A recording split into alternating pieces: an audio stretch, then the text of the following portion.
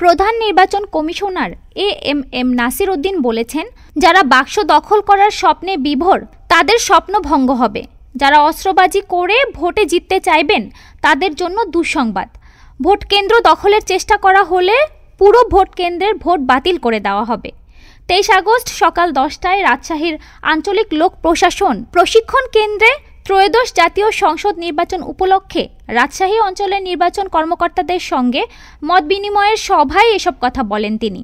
এ সময় তিনি বলেন, আগামী রমজানের আগে ফেব্রুয়ারি মাসে নির্বাচন সম্পন্ন করার যাবতীয় প্রস্তুতি সম্পন্ন করা হচ্ছে। আগামী 2 সপ্তাহের মধ্যে চূড়ান্ত ভোটার তালিকা প্রকাশ করা হবে। এছাড়া সীমানা নির্ধারণ বিষয়ে শুনানি চলছে আগামী সপ্তাহ পর্যন্ত।